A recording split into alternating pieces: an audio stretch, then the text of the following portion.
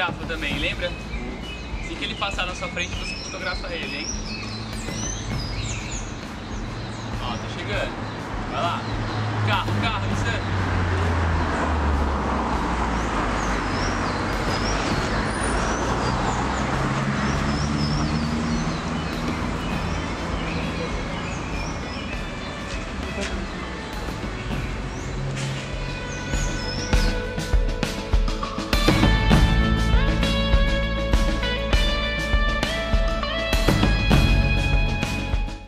O TEA significa transtorno do espectro autista.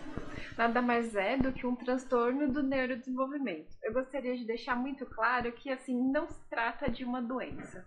A pessoa com TEA, ela não é diferente, ela não é um doente, então a gente não pode estigmatizar ela desse jeito. Sobre os sintomas, eles são comportamentais. Primeiro, há uma dificuldade bastante importante de comunicação. Então, o autista, às vezes, ele tem uma dificuldade de iniciar uma conversa e, às vezes, ele inicia assim, uma conversa, mas tem uma dificuldade de manter. Então, uma dificuldade de comunicação, de interação social. Também gostaria de deixar super claro que não há uma restrição de faixa etária para você fechar o diagnóstico. A gente pode seguir com o diagnóstico em crianças, em adultos, em senhores, em senhoras e assim por diante. Então, basicamente, o processo diagnóstico ele é multiprofissional. Ele é feito em conjunto com a medicina e também com a neuropsicologia. Então, nesses últimos anos, a gente tem mais crianças com diagnóstico, né? No começo da minha carreira, não. A gente atendia as crianças, mas não sabia. Mas tem bastante criança, às vezes tem de 2 a 3 por turno. Tinham menos alunos, eu acredito que eles não vinham à escola, né? Porque como tem essa diferença das crianças com TEA, né? Tem crianças que não têm a fala, não tem a socialização, eu acredito que essas crianças nem chegavam até a escola. Elas não vinham para a escola, né? E aí, vamos lá? Vamos. Qual que é o seu nome? Lisandro. Quantos anos você tem? 18.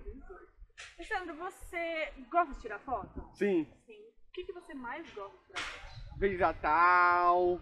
Feliz Natal, mais de Feliz Natal todo ano, festando Natal. Vou tirar foto domingo, eu vou domingo, eu vou ver Natal, tirar foto. Eu sempre deixo lá shopping do cartinha. Ah, então você gosta... Feitado, igual a mamãe El. Você gosta muito do Natal, então? É, gosto mais de Natal. E dentro da sala, o que você gosta de fotografar? Foto, busca, bem muita coisa. Mas e na sala, você vê assim na sala que você gosta de tirar foto? É, tia. Cadeira, Também, mesa. O que mais? Banco, chão, piete, cononor. Hoje em dia, o transtorno do espectro autista tem 3 níveis. O autista nível 1 é aquele autista que sim, tem muita dificuldade de interação social, tem alguns movimentos repetitivos, precisa seguir uma rotina, mas que, mediante a um tratamento, ele conseguiu ser funcional.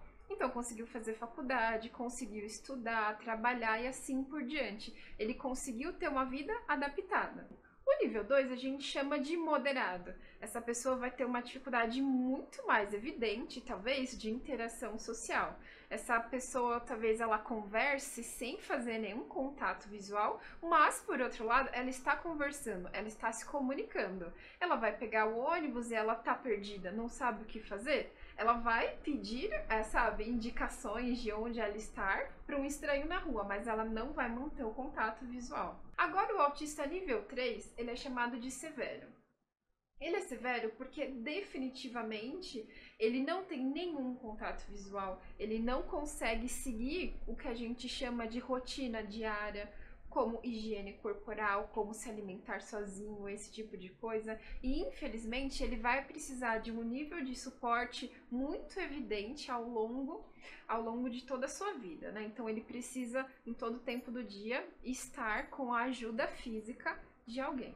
Aqui no Instituto João Clemente eu sou educador de fotografia. Aqui a fotografia ela é uma atividade terapêutica.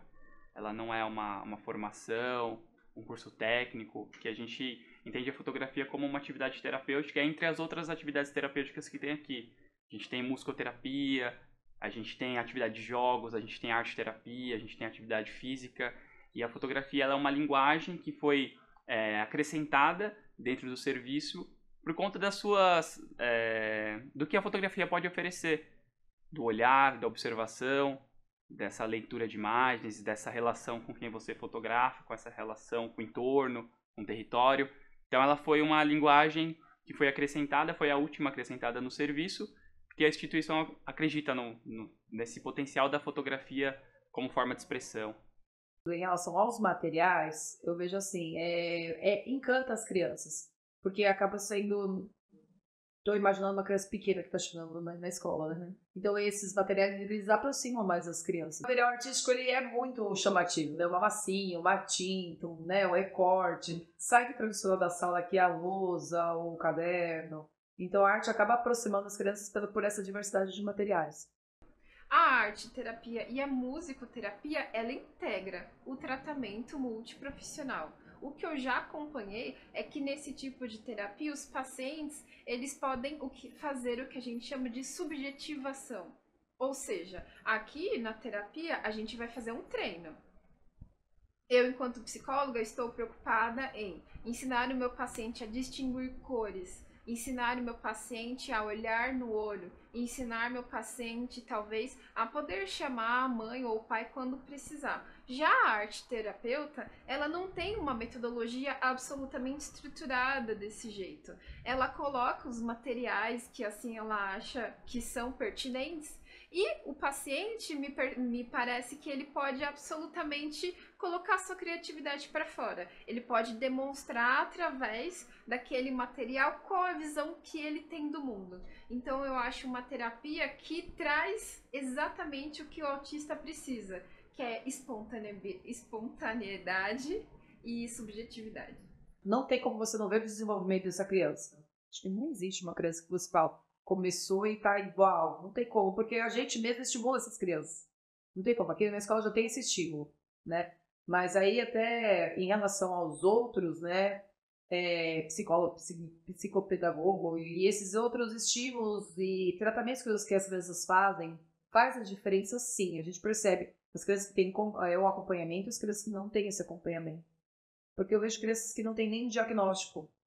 Mas como o olhar do professor, a gente vê que algo existe ali. E aí essas crianças que têm esse acompanhamento têm um desenvolvimento muito maior. Sim, de fato tem mesmo. A gente trabalha no setor chamado longevidade, que são muitos dos que a gente atende têm um comprometimento maior, tanto na deficiência intelectual, né, e também os autistas que a gente atende aqui. Então a gente tem dentro do espectro várias características, né, aqueles que têm uma dificuldade maior de comunicação, de interação, e outros que nem tanto, outros que a gente se comunica de forma tranquila. Você vai percebendo, né, algumas coisas, algumas características do espectro na convivência. Ela não é tão clara. Então a gente tem inúmeras formas aqui de ser, né? E eu aprendo muito com eles. Acho que é um privilégio para mim gigante, porque e ver também como que eles se apropriaram do equipamento, pensando mesmo como linguagem, como expressão. Muitos têm uma dificuldade na fala, né? De verbalizar, de se comunicar a partir da fala. Mas quando pega a câmera fotográfica, ele mostra o que ele quer mostrar. Vira uma linguagem alternativa. Então, quando a gente faz as nossas saídas fotográficas, essa mesma pessoa, por exemplo, ela pega a gente tem um exemplo do Lucas Coelho aqui. Ele pega a câmera fotográfica e ele fotografa muito bem, ele se expressa muito bem, ele se comunica muito bem a partir da imagem. Ele vai até os lugares que, sem a câmera fotográfica, ele não teria coragem de ir, né? Não teria motivações para ir. São coisas que chamam a atenção no cotidiano, mas a câmera fotográfica faz com que ele vá até esses pontos. E aí a gente entende o que o Lucas gosta, o que chama a atenção do Lucas, como o Lucas observa.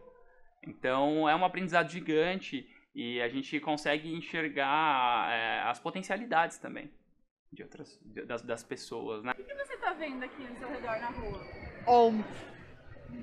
Ônibus, prédio, pelúlio, Que barulho? polícia. pensando assim, no que eu percebo do desenvolvimento, a partir de se trabalhar a fotografia, de que muitos, eles não olhavam, só olhavam assim, caminhavam olhando para baixo e era isso.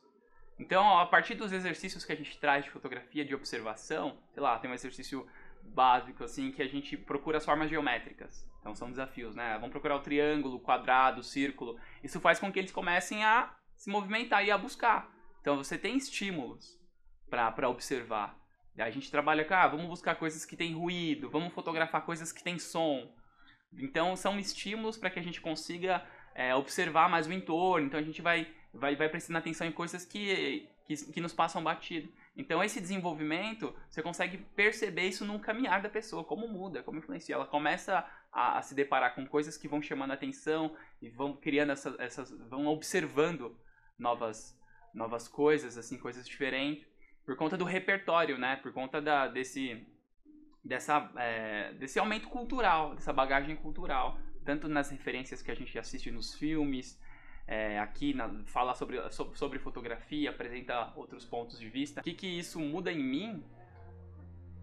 Poxa, como fotógrafo, eu aprendo a fotografar e a ver as coisas de outras formas também. Então, para mim, como fotógrafo, é uma troca. Então, eu aprendo muito com eles aqui. Eu começo a enxergar coisas que a gente olhando os materiais, fala, nossa, não tinha pensado por isso. Então são novos repertórios que eu vou criando, assim. Então eu aprendo muito com eles. E acho que o maior impacto, pra mim, para além da atividade, dos resultados, que são os processos dessa convivência. A gente tem uma relação muito boa aqui. E é muito delicado a gente falar algumas coisas, né? Mas se você dá uma câmera fotográfica na mão de quem a família não dá nem um celular para segurar, a pessoa se sente responsável, ela se sente poderosa, aquilo, você dá confiança para a pessoa e ela valoriza muito isso. E ela vai se dedicar o melhor que ela puder, para mostrar que ela pode se apropriar e fazer. Então, é legal pra caramba o processo.